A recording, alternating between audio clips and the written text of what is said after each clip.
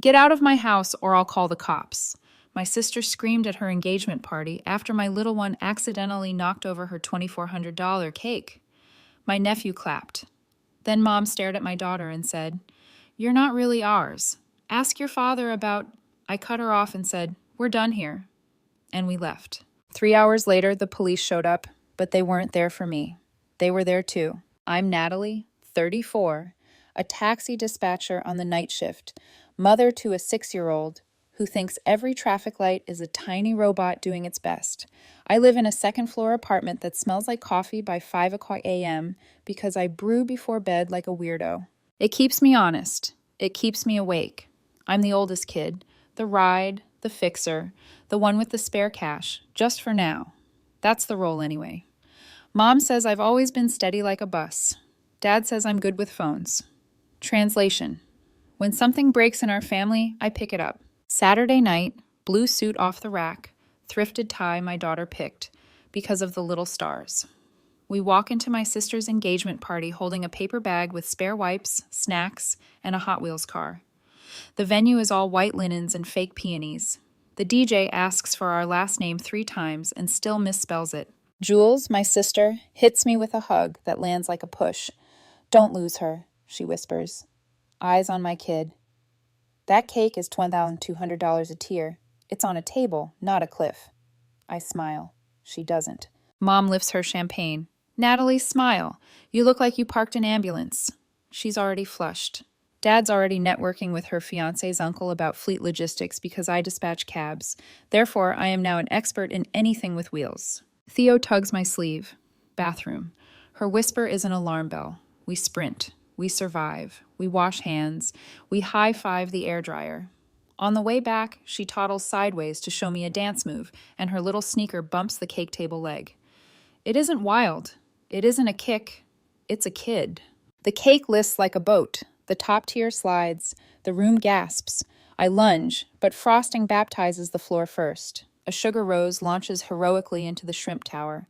"Get out of my house or I'll call the cops," Jules screams. It's not her house. It's a rented ballroom, but the voice is pure ownership, pure stage mic. People freeze in a halo around the wreck. Theo's 6. I say she didn't. $2,400, Jules spits. "You're paying tonight." My nephew, her future stepson, claps. He thinks it's a show. The DJ kills the music like he unplugged the moon. Mom's face shifts to something sharp. She looks at my daughter like she's a stain. "You're not really ours," she says. Loud, cruel, like a line she's been waiting to say. "Ask your father about—" "Enough," I cut in. My voice is flat. "We're done here." I pick up my kid. I put the Hot Wheels in her hand. We leave. 3 hours later, after I've made cocoa, after I've scrubbed frosting out of shoelaces, there's a knock like a decision. 2 officers in the hallway. The older one checks his notepad, looks up at me, and says the sentence that flips my stomach. "Ms. Halpern, we're not here for you." He gestures down the stairs. "We're here for your father." And it turns out the cake was just the lid blowing off a pot that's been boiling under my name for years. It starts way before the cake. It starts with me being the ride. Childhood logistics manager. I'm 13, holding Mom's Nokia while she says, "Tell the doctor we can't make Tuesday. Tell him we're cash pay. Tell him to be generous. Use your polite voice." I do. I always do. Jules was the sparkler kid. Big gestures, big sighs, big bills. When Dad got laid off the first time, I took a Saturday shift at the gas station and loaned it straight to the mortgage. When Jules wanted an out-of-state college, I kept my local offer so I could work nights and help at home. When Mom said, "You're the reliable one," I heard, "You're the one we can lean on until you crack." I became a dispatcher because chaos makes sense to me. Phones, screens, ETA math. Somebody's crying because their driver no-showed the dialysis run. I fix it. Someone stranded at 2:10 a.m. on the wrong side of the river. I fix it. It pays steady. The benefits are decent, and I can do school drop-off if I nap in weird slices. It's not glamorous. It is useful. I like useful. Theo arrived, and the world went quiet in a good way. Her mom and I, we didn't work out. No drama. Just 2 tired people who couldn't stretch the same blanket. We co-parent. We share calendars. We send too many photos of the same drawing. I keep my apartment simple. a couch that isn't sagging, a rug that can forgive juice, a bookshelf with toy baskets on the bottom 2 rows and grown-up paperbacks above. I cook spaghetti every Wednesday because she calls it long noodles. Life was small and ours. Family tried to rent space in it anyway. Natalie, can you comp a ride for the girls' night? Jules texted when she found out where I worked. We don't comp, I said. Not my call. You're so stingy. Is it the divorce? Single, not bitter. Still not my call. She told Mom I was hoarding perks. Mom called me selfish. Dad called me short-sighted. I ignored it. Then the favors changed shape. Buddy, can you help me get a business account? Dad asked. Your company probably has small business rates. We could set one up for the family, separate from personal. Strictly for medical rides. Church, you know. I said we don't do family accounts. He said I was being dramatic. A month later, a notice shows up at my place because my mailing address is still the one Dad uses for form stuff about a corporate account activation I never requested. I call the number on the letter. The REP reads back the contact, my first name, Dad's cell, Dad's email, my address. We'll flag it, she says. We'll require a notarized document for changes. I breathe again. I shouldn't have. Cash leaks are quiet. 20 here, 40 there. We'll pay you Friday. We're good for it. I kept a spreadsheet because that's what dispatchers do. Totals creep. $1,280 balance on Mom's dentist. $760 on Jules' emergency dog surgery. The dog recovered in 4 hours and ate a sock.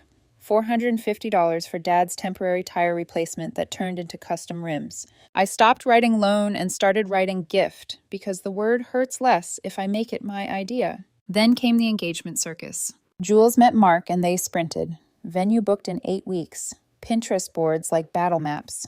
Natalie will coordinate shuttles, she announced in the group chat, tagging me like an employee. We're not paying because she has connections. I don't, I replied. I have a job. Mom chimed in. Natalie, it would be so lovely if you contributed. You don't have a husband. Your expenses are minimal. I stared at that text a long time. The translation is nasty. You don't have a family that counts. Theo is invisible to them when money is on the table. I typed and erased. Dad called. It's time you stepped up for your sister. We carried you for years. He meant the 2 months after Theo was born when they let me sleep on their couch while my lease switched. He meant the box of hand-me-down pans Mom gave me with a joke about me burning water. He did not mean cash, because I never took cash I didn't earn. Here's what I can do, I said. 1 shuttle bus at cost. I'll put you directly in touch with the vendor. You pay them. No middleman. Silence. Then the sigh. You always make things complicated, Dad said. Just run it through your work. I won't risk my job. Mom texted separately. Your sister is embarrassed. Mark's family thinks we're poor. I didn't answer. I had to start my shift. People needed rides more than my family needed a stage. The week of the party, the tone shifted from guilt to teeth. Jules, final head count 180. Cake is $2,400. You'll transfer half. Me? No. Jules, you owe me from college. Me? For the laptop I bought you? That was a gift. Mom, we raised you. This is a family event. Everyone contributes. Me, I keep receipts. Dad, don't be petty. The day of, they were already primed to snap. I felt it the second we walked in. The way Jules checked the cake before she hugged me. The way Mom's eyes scanned Theo like a risk factor. The way Dad's handshake had a price tag. When the cake fell, it wasn't about sugar. It was a trigger for a debt they'd already written in their heads. And Mom's line about, "You're not really ours." That was meant to land like a knife and keep me too busy bleeding to ask questions about anything else. We left. I buckled my kid in. I drove home on muscle memory and adrenaline, lights smearing into one long ribbon. I put a cartoon on low volume, poured cocoa into a mug, and stared at my phone. Group chat pinged like hail. Jules, you're transferring $2,400 by midnight, or I'm calling the police. Mom, and make it $3,000 for emotional damages. Dad, you brought chaos into our family. Fix it. Me, stop texting. I'll talk tomorrow. Mom, oh, you'll talk tonight. Jules, TikTok. At 11:56 p.m., I blocked the chat. At 12:21 a.m., the knock came. The older officer had soft eyes. The younger one had a jaw like granite. We're here regarding an identity theft report, the older one said.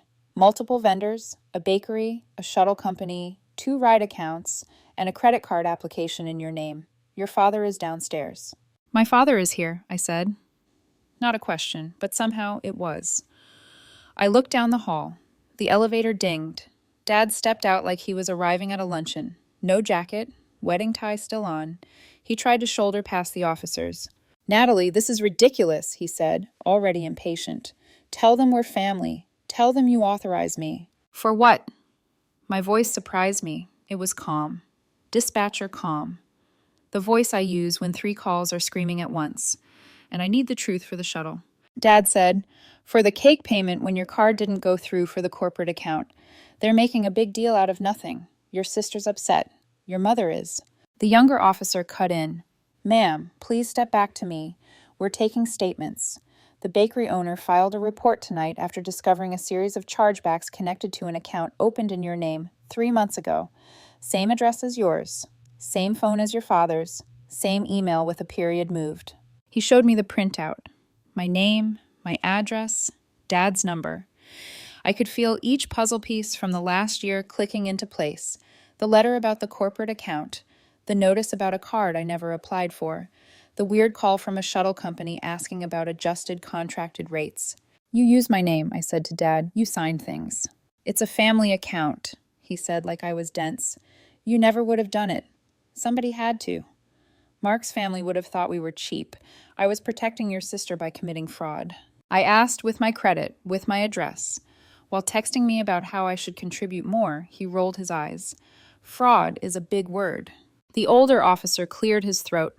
"Ms. Halpern, your father is being detained on suspicion of identity theft and credit fraud pending investigation.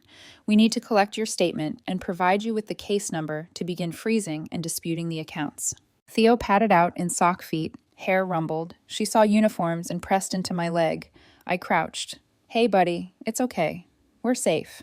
Dad leaned to look past me. "Hi, champ," he said. Too loud, too cheerful, as if volume could erase anything. Grandpa just came to sort out. "You're done," I said simple. No theater, no scream. "You don't speak to him. You don't step inside my home again." Mom's call came through right then. I hit speaker because I wanted the officers to hear this part. "Natalie," her voice clipped. "They said police were there. Did you call them? You're going to ruin your sister's night. You think we won't survive without you? We will. We've always said stop. Dad opened accounts in my name. The police are here because of his choices." She didn't miss a beat. "You told them to dig, didn't you? You've always been vindictive. And that boy," her voice sharpened. "He isn't even—" I hung up. I gave the officers everything. Names, dates, screenshots, the spreadsheet, the old email from a rep who flagged something and then apparently unflagged it. The Tinder stupid text where I offered to set up a direct vendor payment and they punished me for not handing over my login. The younger officer nodded like I'd just delivered coordinates. The older one said, "You're doing the right thing, ma'am," and slid a card across the counter. "Call this number first thing. Freeze what you can tonight. We'll escort your father out now. Do you want us to issue a trespass notice for this address?" I looked at Dad for once. He looked small, not sorry. "Small?" I said. "Issue it." The younger officer put a hand on Dad's elbow. Dad jerked away. "You're really going to do this?" he said to me. "Over a cake?" "No," I said. "Over a year." The elevator doors opened. They stepped in. The doors closed. I locked my door. I exhaled a breath I felt like I'd been holding since I was 13. With Mom's Nokia in my hand, the night split into tasks. Freeze, dispute, document. I texted Theo's mom. Short and factual. "Cops came. Dad used my name. We're safe. I'll explain in the morning." She replied in less than a minute. "I'm up. If you want me to come over, I will." I told her not to wake anyway. We were okay. Theo fell asleep on the couch halfway through an episode about a cartoon firefighter. I let her. I needed her close. I opened my bank app. My heart did a double hit. There they were. Small charges I'd missed when life was loud. Multiple $149.99 charges to the shuttle company. A $142 charge coded catering. $39.99 to an email I didn't know. Death by 1,000 paper cuts. I closed the debit card. I filed the dispute. I requested a new number. I emailed the shuttle company. Do not allow changes on any account with my name. Require live verification. My father is not authorized. I used dispatcher language. Specific, unemotional. It felt like armor. At 3:18 a.m., Jules called from an unknown number. I answered because some bridges need to burn with witnesses. You had Dad arrested, she said dead flat.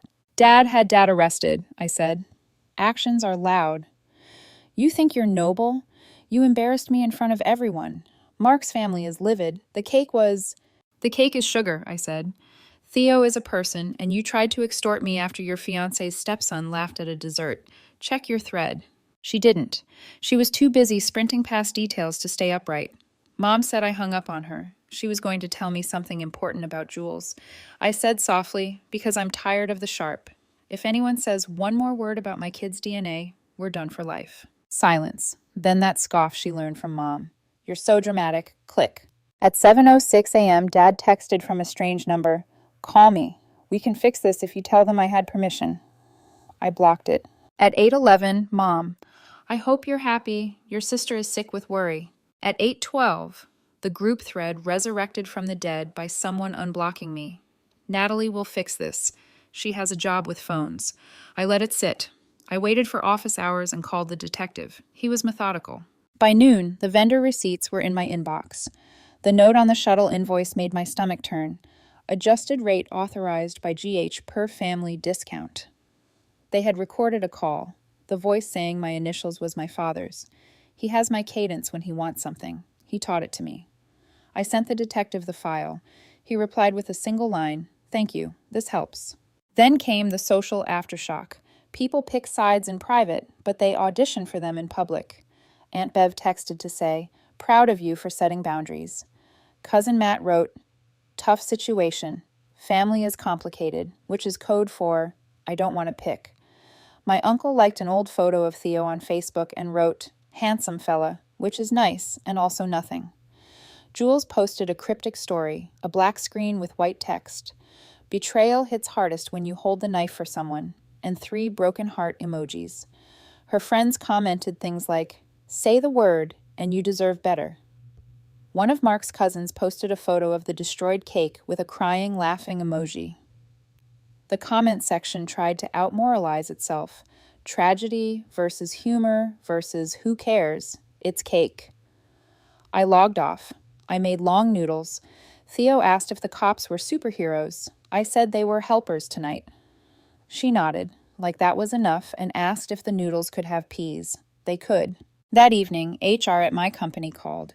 "We received a request months ago to migrate a corporate account under your name," the rep said carefully. "We flagged it because of your email to us. It was later unflagged by someone who said they were you and provided your employee ID." "How did they get my ID?" I asked, though I already knew. "I keep it in my wallet. I leave my wallet in my parents' kitchen when Mom asks me to reach the top shelf. I take it out at the gas station when Dad says I forgot mine in my other jacket. Just spot me. I'll Venmo. I'm sorry this happened." The rep said, "We've locked everything. You're clear." I scheduled an appointment at a legal aid clinic because I don't have money for a private attorney yet, and I don't want to be generous with mistakes anymore. The intake volunteer was calm. She said words like paper trail, protective order, scope. She asked if I wanted to pursue charges or just cooperate with the investigation. I said cooperate. I'm tired of holding the steering wheel for everybody. At bedtime, Theo asked if we could sleep in a fort. We made one with a sheet and 2 dining chairs. She fell asleep in 8 minutes. The small sigh she inherited from me floated up like proof. 2 days later, the detective called.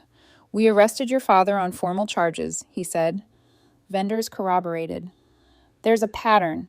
The DA will decide next steps. You'll get a subpoena for paperwork only. You won't have to testify unless they push for trial."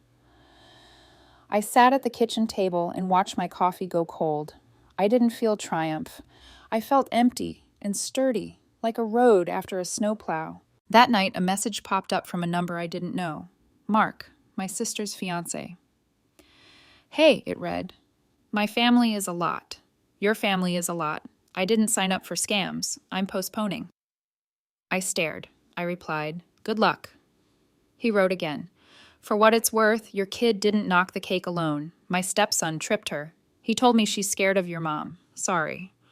I typed a thank you and deleted it because I don't owe gratitude for a truth that should have been obvious. The next morning, Mom showed up at my building and pounded the door like we were a game show prize she could still win. I didn't open. She texted, "Open the door, or I'll make this official and involve building management." 10 seconds later, "Kidding, but open." I saved the texts. I sent them to the detective. He replied, "Documented." I wrote one last message to the family thread. Short, clear. Detach your voice. Here's what changes. Do not use my name, ID, or address for anything. Do not contact me except via email for legal or medical emergencies regarding Grandpa. If you speak about my daughter's paternity again, you will hear from a lawyer. The balance sheet is closed. I muted the thread. I took my kid to the park. I sat on a bench that needed paint and learned how to make a paper airplane that turns left. People think the break is the hard part. It is, and it isn't. The hard part is waking up every day and choosing your own voice when your old one still tries to translate everything into keep the peace. I spent a week doing boring, heroic things, pulling my credit report, freezing it, unfreezing it for exactly 90 minutes to open a new bank account somewhere. My father can't charm a teller, rerouting mail, changing the spare key code, switching from a family plan to my own phone plan, and eating the fee, because freedom costs what it costs. I took Theo for pancakes. She likes the tiny baseball bat stir sticks they give you for coffee. She collected 5 like trophies. She told the server, "My mom works at night to help other moms get home." I swallowed hard and tipped big. I talked to my boss. I told him the truth without the family soap opera parts. Someone used my ID. It's fixed. It won't touch my work. He said, "I know. You're the one we call when midnight looks like a mess." He asked if I want a day shift now that Theo is starting first grade. I said, yes. My body said thank you. A week after the party, a DNA kit arrived in the mail. No return address. Jules' sense of humor or my mother's idea of punishment. I held it over the trash and then stopped. That kit wasn't for them. It was for the ugly whisper they planted. I didn't know a spit to anybody, but I owed quiet to my daughter. We did it together at the kitchen table because everything we do like that.